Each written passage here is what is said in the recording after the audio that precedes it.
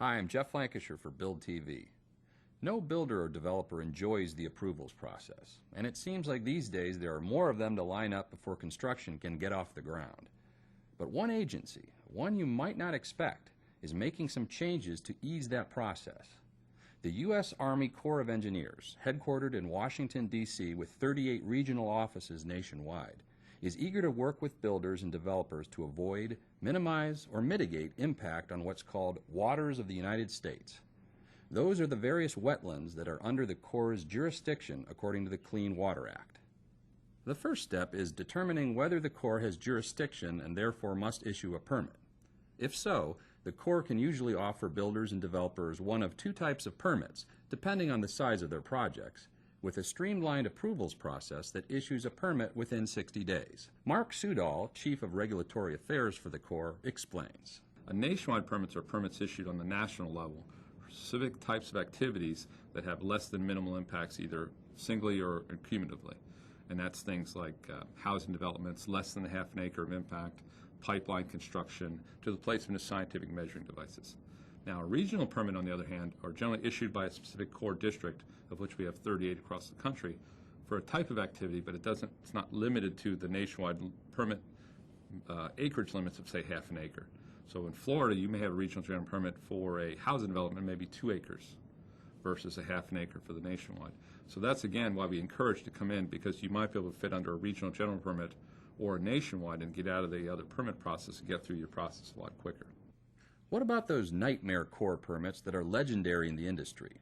Yes, they exist, but so-called individual permits, which can potentially take years to approve, are less than 5% of the applications processed by the Corps.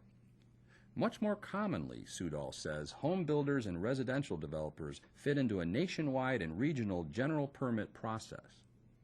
Even so, there are some misconceptions and myths about working with the Corps, and some things builders can do to help themselves get through the process.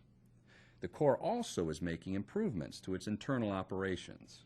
Builders have a tendency to not want to give out information. They feel it's restricted for their business. They feel it gives somebody else a competitive advantage. We can hold that information as confidential. We can work with the builders. So we want to get as much information as we can to make a permit decision as quickly as we can. Second issue is our own problem with consistency. We are working hard to improve consistency. We have 38 districts across the country that sometimes you don't have exact consistency across all the 38 districts. So we're working hard to improve that and making sure that if you go to a District A and say, get an answer on a permit, you go to District B, you'll get essentially the same answer. In addition, the Corps is also working to better coordinate with state and other federal regulatory agencies, including a parallel state and Corps permitting process available online. All that being said, it's incumbent on builders and developers to understand and initiate the permitting process with the Corps of Engineers. One of the problems we have seen in the past with developers is they go through the local entitlements first and then come in and talk to the Corps last. That can be a huge problem because they may have their local entitlements come to the Corps. We may require them through our process to modify their plan, which then requires them to go back through the local entitlements, either state or county, and that creates a lot of problems. So the earlier they can come in to talk to us, the better. An ideal collaboration would be the developer comes into the Corps early for what's called a pre-application meeting. No one likes working through the approvals process, but it is a necessary part of building and developing.